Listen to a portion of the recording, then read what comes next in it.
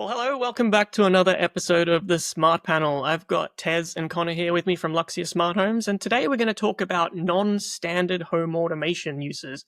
We all know we can turn on lights with motion or adjust the heating, but what are some weird and wonderful and unusual things that we can do with home automation to make our lives a little bit easier inside the home or maybe even outside the home? You guys have had some interesting client stories over the years. Have you got anything that might resonate with this topic? Yeah, I think one of kind of the best ones for us and probably one of the most rewarding projects that we've done and was to help out a disabled client. So this client is wheelchair bound and they had like 24/7 care. So, they've constantly got people looking after them. And I think we kind of came in to give them some more independence. And so through the use of smart homes, we were able to allow them to kind of turn lights on and off. They could turn the TV on and off. They could change the channels on the TV. They could turn the volume up and down.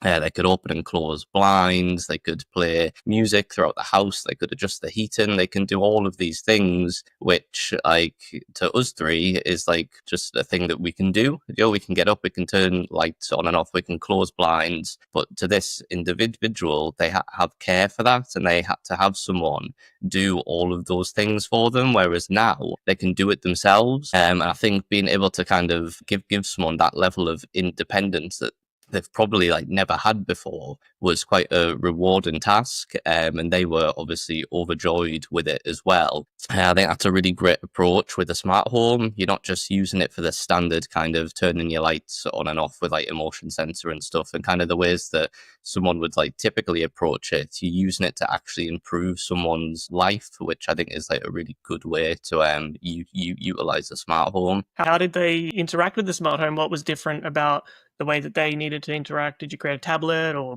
remote control? Yeah, so we kind of just used a voice assistant. So they already had Alexa in the house, and that's what they wanted to go with. They did actually have this thing called an eye gaze, which is like a tablet, but it tracks their eyes. So they kind of look at what they want to control on this tablet. So if they look at like the letter A, it'll type out that on their tablet and stuff. And that's how they talk as well. So they would look at words, and then that's how they would communicate. So we kind of suggested, well, if we put the Home Assistant app on this tablet, they could look at the tablet and then control things directly from there. But they didn't want to do that because they still wanted to be able to communicate. So they wanted to still be able to talk and things like that. So they didn't want to just kind of look at it and turn a light on and off and turn the TV on and off and stuff. They wanted to actually speak that out loud. And so it was getting them used to still kind of using the tablet in that way, and they were still talking as well. And so yeah, we could have gone down that road, but it was just a voice assistant which they could then talk to and kind of turn things on and off. Alexa worked brilliantly as well, though, because considering it was like text to speech, so it was like a very generic tone, like every word. Alexa picked it up like every single time. So even though it wasn't quite flowing, though there was gaps between words as they were speaking, Alexa just worked. I was really impressed by Alexa for that reason. Yeah, I think there's a lot of scope for that kind of thing, not just with people who are unable to use the same sort of controls as we are, but also people who need to be reminded of certain things at certain times, checking if, pills have been taken, as you can put buttons near the medicine cabinets or whatever it might be to help people remember what they should be doing, when they should be doing it to keep their level of health up. Even more simply, I recently created an automation to make me stand up at my standing desk because I was just sitting around and slobbing. I think there are a lot of quality of life improvements there that can be done. A friend of mine, his partner had some surgery and was also unable to move, and she had to recover on the sofa and she couldn't get up and do things as well. So there's a lot of stories that resonate that way. Do you think it could be used in situations like care homes or larger facilities? And what kind of technology or automations do you think might be suitable for that kind of an environment? Yeah, because it's one of those things that you don't realize how easy things are until you can't do it anymore. Because that was the kind of the brief with that client. It was actually, yeah, we can make it really simple and we can put it on our eye gaze and put it on a tablet, but we still want the communication value as well. But then when we did it, there was making sure the whole system could still be used manually as well. As so when the carers are in, they didn't want to have to do the whole voice assistant thing. So we did put smart switches around the room as well, which would like run scenes. She liked this like party mode. So one of these things was like basically color changing lights and music in the kitchen. So she could be like, Alexa, let's do party mode. But then the carers would sometimes need to step in because sometimes there was a little bit too much party mode time. But like, so we'd kind of make some like basically a switch where you could just turn off that automation. But until you come up with a problem, it's then finding the solution for it. There will be a zillion different things that we find really easy that loads of people struggle with. So until you kind of come up and meet these people, because like it was part of like this group called the therapist group, and this guy was coming up with loads of different things for us. He was like, well, can you do colored lights? Yeah, we can do colored lights. He was like, oh, really? I'm like, yeah, that's simple to us. But actually to them, it was like, all right, great. That's like a marvel. Because that's going to really bring on like the way that she moves and the way that she communicates in the room. We also had a simulation room that this wasn't built by us. It was built by another company within the same project. And it was basically like a safe space within the house, but there was like 4 walls of projection. So you kind of went in, closed the door, and you could be like underwater, or you could be like at the beach and stuff. And it was like a sensory room. But again, that had its own automation built into. There was like a wind machine. There was an atmospheric, which would give off different smells and things like that. So you could literally just be immersed in this room for like an hour or two. And there was a pad that you could sit on, and the pad would like have little bits of movement in it. So it felt like you were on a boat, or it felt like you were on a bus, or whatever. So there's all of that. But all of that, again, can be integrated within Home Assistant as well, even if it's just the simple bit of how do we turn the technology on? Well, actually, they're all Epson projectors. We can incorporate Epson. We can make a scene that turns everything on instead of them having to have loads of different remotes, because that was another thing, like, oh, I need to turn that on, turn that on. Oh, no, we can incorporate this and, like, make an actual scene, like a power-on procedure. Yeah. I was listening to the Home Assistant podcast a couple of years ago, and there was a person on there who did something similar. They were really into board games, and they had like a board game room with all the board games in bookshelves,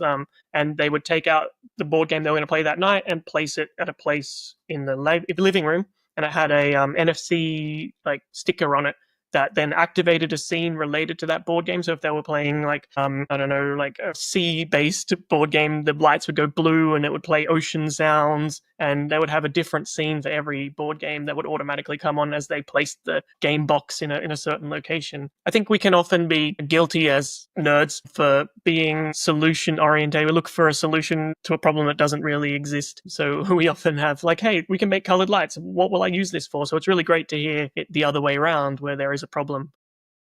Well, that's what it is, because we normally encourage people to not have colour changing bulbs in the house. Or something like, I was just going to say, like, for me, like, colour changing bulbs always been like a big, like, no, like smart bulbs in general. Like, I've said it on our channel before, like, I'm really kind of against them normally. But this was one of those situations where it was like, actually, this is changing someone's life. So, like, actually using smart bulbs here is okay.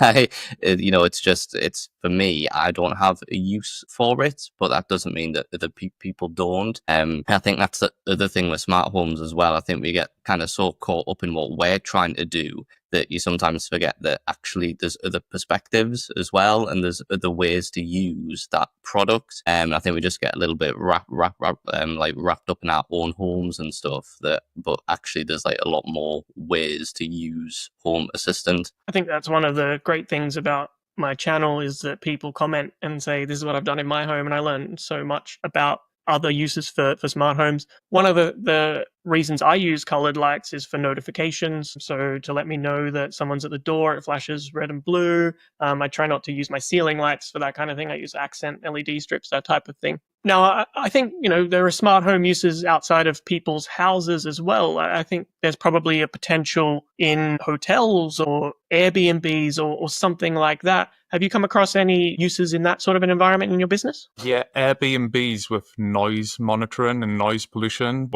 we didn't actually go ahead with the job, but it was a potential client a little while back who basically owned a string of Airbnbs, but just wanted a way of basically keeping an eye on what the noise level is. So not listening to the detail of the sound, so not recording any sound or anything like that, and making sure, you emphasize that to who's hiring your Airbnb, like we're not listening to you, we're not spying on you, but we're just actually keeping an eye on what the dB level is. So then once it was something like after 10 o'clock, it couldn't go past like 86 dB or something, and then it would automatically send the client a message saying one of your homes is kind of going over that sound level, then they could communicate with the basically the person who was hiring it for the weekend or whatever to say, look, you need to turn the volume down, or I might have to come over, or whatever like that. But there is another thing as well. It's things like she couldn't get to the house sometimes, like for cleaning within like a few days after the guests were leaving. So it was making sure like all the lighting was switched off, the heating was turned off. They can then do that remotely instead of having to go to the property. So there's that scenario. But the noise monitoring one was a pretty cool one, even just to think about. Was like, actually, yeah, that's really, it's doable. We can get a little mic source. We can keep an eye on the level. Home Assistant can then trigger and say, once it's over this limit for this amount of time, send a notification. Really simple, but really, like, it was mostly because it was a set of flats, so she just didn't want her guests annoying different neighbours. As a person who has lived in buildings with Airbnbs in them in London, I really appreciate that kind of automation. I think you could take it a step further. I don't really like the idea of smart locks. They seem a bit sketchy, but you could have smart locks that automatically lock when the guests leave, making temporary codes for the guests so you don't have to worry about key boxes, those kinds of things. You could give a code to a guest that is valid for the period of their stay and then expires. I think there's a lot of opportunity there to help out the guests and make sure they don't leave the window open and the air conditioning on and all that kind of thing. Yeah, the possibilities are endless with that type of stuff. Like the lock thing's a great idea. Again, if you can't get the property for a little while, you know that's secure, you know that's closed. You can use door contact sensors, window contact sensors, just so you know that the property is still secure and you've got no pressure about going and sorting it out before your next guest stay. Yeah, it's just that thing of like peace of mind again. Do you know what I mean? Like that's kind of one of the big things of a smart home is the fact that you can just at any time, no matter where you are in the world, you can just check on things. You can just check on your lights, check on make sure the doors are closed and all of that. And I think that's kind of one of the biggest draws to a smart home. I love checking on things remotely. I was on holiday last week, actually, and it was unusually sunny in London, and I just kept checking how much solar I was generating and exporting to the grid. Not very useful, but it gave me a few endorphin hits watching that power export out. I had an email from a viewer of my channel who was talking about how they were setting up Home Assistant in a like a summer camp, like lots of different cabins out in a camp in the US, and they were using it to make sure that the children would turn off the lights at certain times. There was a curfew after a certain time; it would automatically shut off lights or dim them and those kinds of things. So I think there was a really distributed campus type thing that they were working with, and they were asking for some advice about how to create a mesh network across all of these cabins. And so I think some of the technologies there with the long range, like Z-Wave or Zigbee and all the things that are coming out these days that are long range, LoRa would be really useful in that sort of an environment.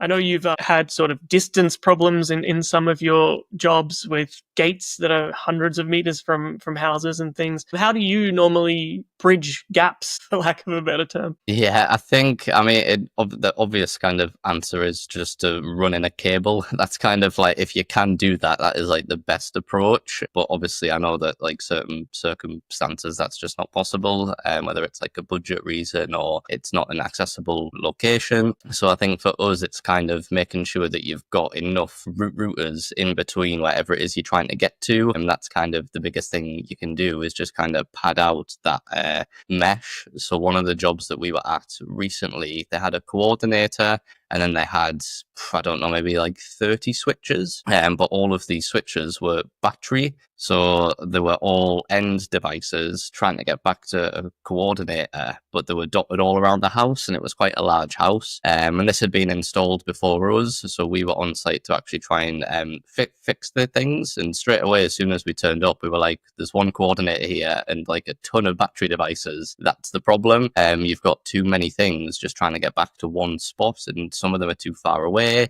So things were just like dropping out all of the time. So in order to fix that, we basically put in some smart sockets instead. So we just took the old sockets off, put in some smart ones around the house. They then acted as a router to boost the mesh. So devices can then hop through those to get back to the coordinator. It didn't really change any of the aesthetics of the house as well.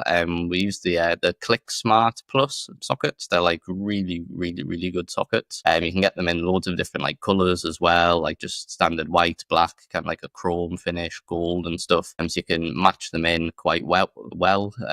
But we just kind of put those around just to strengthen that mesh network, and it like fixed it straight away. So yeah, if you can kind of just dot routers around, that's like the best way to try and kind of fix that. What we did do we went just for an initial visit at first, and then we realized like just on the visit, yikes, like it's a bit rubbish, this mesh network where it didn't exist. So on the van, we always kept some of those little IKEA routers, but you can't get them anymore. It's a nightmare. Like, they're really difficult to get a hold of. And we had like 8, and now I think we've only got about 2 left in stock. So just whilst being on site, we just boshed them in as a temporary measure just to get it all working for them. And then when we went back a couple of weeks later with the actual product, with the ClickSmart switches and stuff, we just took them out and rebuilt the mesh network. But those IKEA things were just, what they're called again, like the Trad-free or something, like these little, to be fair, you probably can't buy them anymore because we bought them all. Like, we got so many of them. We bought like 20 or like 30 just to like keep in stock. Yeah, remember going like collect them, and the guy just came out with this massive sack just like full of them. But they're the ones that look like a USB charger type thing, right? Yeah. Yeah, I think they actually have some new smart switches that have come out recently as well. I haven't looked at them yet. I don't know if they're similar, but they are a Zigbee-based sort of IKEA smart switch that some of my other smart home colleagues have started using. And they say they're a lot smaller than the original ones physically, so I'm not sure what they relate to, though. Yeah, to be fair, it's probably the first time that we'd really used the IKEA switches before, and we were quite impressed by them. It's not something that I've kind of been like drawn to in the past, but we've actually gone ahead and bought some more just to keep on the van, just as like a nice kind of switch that people can have on like a countertop or something like that. I use some of the ClickSmart stuff for their fused spurs. I use it to turn on and off my towel rails when I don't need them, and they've been really reliable. I know they're probably only available in the UK, but I'm sure that in other countries there'd be similar things available. But I can't recommend them enough. Purely personal interest question: do those ClickSmart sockets also do power monitoring? No, they don't. So that's kind of like the only downside to them. There is another socket, I think that's still Zigbee as well. It's Aurora Lighting. So they're like a smart socket as well. Again, it's like a UK based company, but they've got a power monitoring feature in as well. But the experience with those hasn't been as good as the ClickSmart stuff, which is why we kind of tend to go towards ClickSmart instead. But if power monitoring is something that you're after, then I think Aurora is probably the one to go down. I've tried to steer away from Zigbee-based power monitoring products because I find they spam the Zigbee network. Like, every time load changes, it sends another signal. So I've moved most of those to Wi-Fi now. I use the Local Bytes smart plugs for those, and they've been becoming an ESP version or a Tasmota version, so they're completely local. And I'm loving those. Yeah, I think the millimeter wave sensors as well. Again, like the Zigbee versions of those are like the same thing. They like spam the network with stuff. We've only got one in our house, and like the Zigbee log is just constantly flooded with like detections and like distances and how far away you are from it, and it's just updating every second. So I think if you had a couple of those on a network, it would just crash the whole thing. So yeah, I think Wi-Fi for that sort of thing is probably the best way. And segueing us away from back in the smart home, I think with power monitoring and, turning things on and off, I think there's a huge potential there for people who live like off the grid, because if you're running solar, battery, and maybe don't have access to water or have some sort of waste management system that has a tank, I think there's a large application there for home automation as well. I have this dream to live on a canal boat in the UK that's been fully converted to electric, and I can turn it into like a smart boat. And I actually follow some smart boat people on YouTube as well, and I've seen that they use different types of sensors to measure the levels of tanks, diesel tanks, water tanks, sewage tanks, those kinds of things. And I've actually had some comments on one of my videos where I use a scale to measure how much salt is left in my water, a descaler, where they use like distance measuring to measure the salt. So there's some really interesting types of sensors out there that a bit different from your average motion millimeter wave. Have you guys come across any sensors or strange ESP implementations or anything in your travels of people making custom sort of systems out of technology like that? Yeah, I think going back to the one where we turned up and there was like loads of switches with batteries in and stuff, the same project, again, it's kind of been done by someone who sort of knew a bit about Home Assistant, that kind of dabbled in it, and that's why it was kind of sort of worked, but also sort of didn't work. And so we were called in to fix that. And when we got there, we spent pretty much a whole day just trying to figure out how it all worked, because there was like loads of different bits that kind of all joined together somehow, but it wasn't really obvious how. So they had like DMX in there, which was running over ArtNet, but then they had some like ESP devices that had some custom code on it that was running the heating system. So it was kind of open and closing valves around the house to kind of divert heat and stuff. So it was just trying to kind of piece together all of these different components and figure out what the person before us had done, which was quite hard. We did get there in the end, but that's probably one of the most custom projects that we've seen, where there's been different like ESPs throughout the house with custom code on that are all doing different things. Yeah, there was one kind of like hanging off the wall, and the guy was like, "Oh, every time I unplug that, everything goes off. Like just everything goes off." And we're like, "Okay, right, okay." So then we were quite nervous to like unplug, because we followed the cable route. We're like, "Hey, it's something to do with the heat in this. It's nothing to do with lighter." But he said that as soon as he unplugged it, nothing worked. So even we were kind of dubious to like unplug it, because we're like, "Well, if we can't get it back on, we don't know what it is." But it got to a point where we're like, let's just unplug it. Let's just see what happens. We unplugged it, and it was actually to do with the heating manifold system. So just sending different hot air to different rooms. But it turns out it wasn't even being used anyway, because he was using a different app for that now. So that must have been something that they tried to integrate and kind of failed. And it must have just been by absolute fluke that when he unplugged it, things stopped working, because it's unplugged now and it's working. We've left it unplugged, but it was kind of trying to like reverse engineer what they had been doing. But there was still some things in that house that we still aren't massively sure what they were doing. No, it's every time you went into a different room or opened a different cupboard, there was some other kind of horror awaiting you, like just trying to figure out what had happened.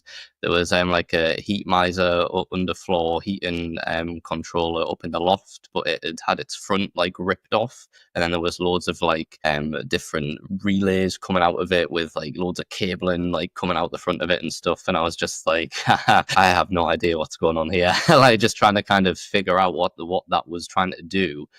Just took quite a lot of time. I think I have a heat miser system, and I bought a 75-pound smart hub which connects locally to my Home Assistant and allows me to control it all. When like I love creating these little things and tinkering with like ESP devices and relays and everything, but in the back of my mind, like one day I'm gonna have to sell this house, and someone's gonna, or I might pass away or something, and someone's gonna have to take over this. I need to make sure that it works simply, and if I have people coming over or staying in my house if I'm away, I need to be able to adjust the heating without flicking some relays or whatever it might be. And those stories that you tell me remind me of my time as an IT consultant, where I had lots of different types of clients. And I'd go into a new business that was like a factory that made injection molded plastic lids or something. And there would be this £1 million machine that pumped out like 500 lids of a bottle a minute. And it would be controlled by an old desktop PC, and the software would only run on like Windows 95. And this was well beyond Windows 95 being supported anymore.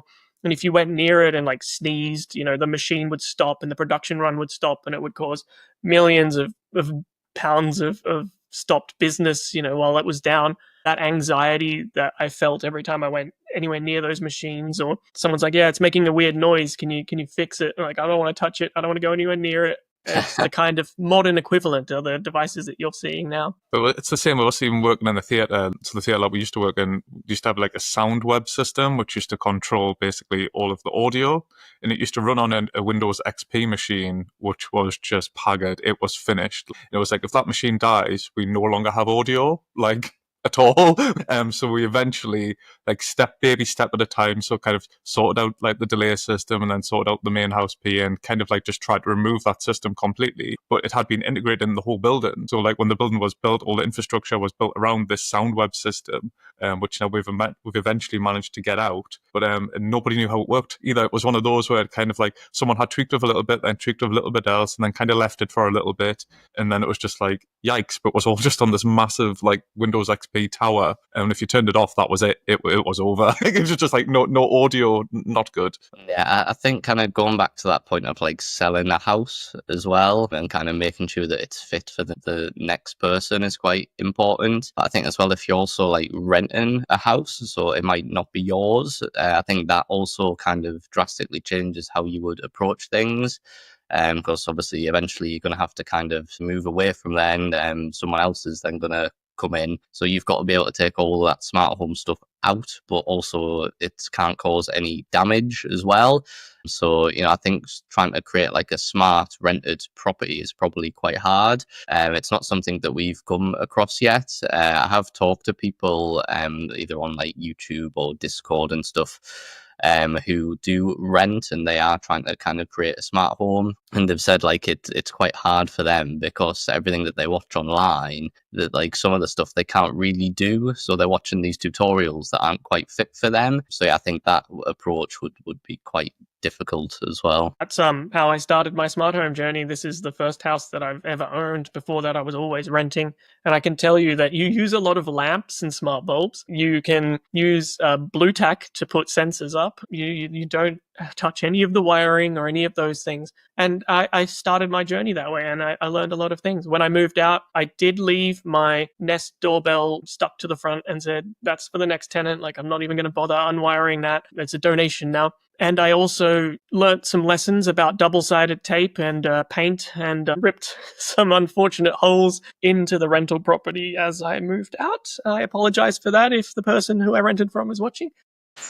But yeah, I think it's a very challenging thing. And I was so excited to move into this house where I could change the switches and do all of those things. I know we've gone a little bit off topic now, but I think a very interesting question I have for you guys is, how do you future-proof a smart home that you're working on? Like, how do you end up not creating that Windows XP tower situation in someone's smart home? What are the things you look for, the things that you prioritize to try and prevent that from happening? And are there things that are just, you cannot prevent it? It might happen one day. We kind of like from the off, like write everything down. So if you are passing it on to somewhere else, like even locations of things where you might hid things. So like, oh, we've hid a little relay above this ceiling rose. We've hid another relay so like having everything written down. But then it kind of comes down to maintenance. That's like the main bit of it, like having that annual like service, like just so you can check in, do any firmware upgrades, and just trying to keep on top of it. Because the longer you leave it, the then more difficult it becomes to eventually do it, because it's inevitable. You will actually have to eventually upgrade some firmware or upgrade something, but trying to do that as regularly as you can. Yeah, I think just kind of documenting it all is probably like the biggest step. Like you say, you put relays behind random light switches, and sometimes you can't put it behind a switch, so you put it in a fitting somewhere, and you kind of end up with all these things dotted around the house and behind walls and in ceilings and stuff.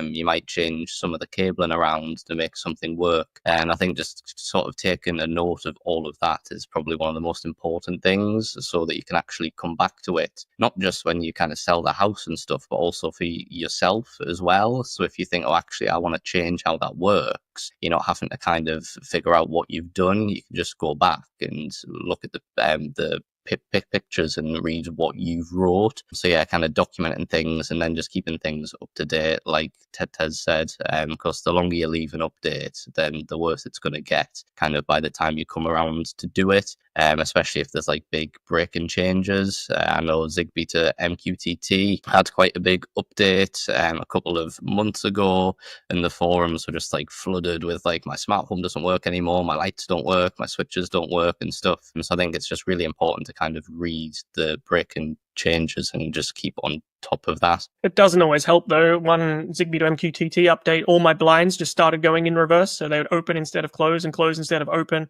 because someone made an assumption that my type of blind was similar to another type of blind. And it was about 4 a.m, and I can't, there's an automation I have that closes a blind if the window blind is opened before sunrise, sorry. And instead of closing the blind, it just opened it in the middle of the night. Right, yeah. I think I read something else about that. It wasn't blinds, but there was another type of product where they just kind of like assumed that it would work like another device, and it completely changed its whole behavior, which is kind of terrifying to an extent that like yeah. Well, I was lucky. I logged a GitHub issue about it with the model of my blind, and then the person who did the change, fixed it within the next update. So it was annoying for a month. I had to pause my automations and things like that. But, the community taketh away, the community bring it back. Like, it's a great thing about open source software and the ability to have people smarter than me make improvements and things. Yeah. I think one of the other things I really recommend for future-proofing your smart home is making sure that everything you have is locally controlled and not reliant on a cloud service. We've seen, dozens of providers stop their cloud services, which essentially break devices in people's houses. We've seen blinds do this. We've seen garage door openers go out of service because the internet connectivity is down. And so I think making sure that you use locally controlled devices with local APIs, Wi-Fi, Zigbee, whatever, they're going to keep working if the company goes bankrupt. And people keep telling me that I need to move everything to Matter or Thread. It's not going to stop my Zigbee devices from working. And sure, I can pick new devices if I want to that use that standard, but it's not going to stop the ones that I already have working. They will eventually die and I'll need to replace them, but there's no point just throwing them out because there's a new thing around. I don't need to do that. My internet connection goes down, my Zigbee devices continue working, my Wi-Fi devices continue working. And I think that's another key thing about making sure that your house is future-proof. Yeah, definitely. So yeah, there's like that, and then also guests as well is again something that we talk about quite a lot. You're not just making the smart home for you, but you're also making it for your family and like any friends that come over and people that stay over as well. You don't want to have to come into a room and kind of figure out how to turn on a light. It should just be a simple task. So kind of that as well, kind of future-proofing it in that sense, so that when people come over, they're not struggling to just do the basic of things inside of your home. I used to think that my house was pretty good for guests, and recently my mother and father-in-law were staying over, and I have this automation that I was testing out zones on millimeter wave sensors. And so if I move from the kitchen to the dining area where the dining table is, if we sit at the dining table and there's no one in the kitchen, the lights dim into dining mode. And if we go back into the kitchen for a period of time, they brighten up again because we're probably using the kitchen to cook or something. And my father-in-law didn't like the lights randomly changing up and down as he moved about the kitchen. And he's like, how do I stop that from happening? I'm like, yep, sorry, I'll fix it when I get home so it doesn't happen next time. It's easy, but people don't like what you do. So yeah, that was a recent lesson that I learned. But yeah, we kind of stumbled a bit off topic there. Anything else about using, smart home for things that might not be normal everyday things? Have you guys come across anything that we want to mention? I think more of like a personal thing. So we've got a van with the business. We're trying to kind of think about how we could make that smart and more from like a security perspective. Because obviously sometimes we've got like some expensive stuff in the van, especially if we're at a client's house and we've like brought the product over. And even when we are on site and stuff, if you're parked on like a street or something like that, it's still always that little bit of uncertainty. Just get a little bit uneasy kind of leaving the van. So trying to think of ways to make it smart so that we can check on things like doors and stuff like that. Trackers as well. We've kind of implemented a tracker, in which we've also then brought into Home Assistant. And the tracker itself is like a standalone device as well, which again, I think when it comes to security is quite important.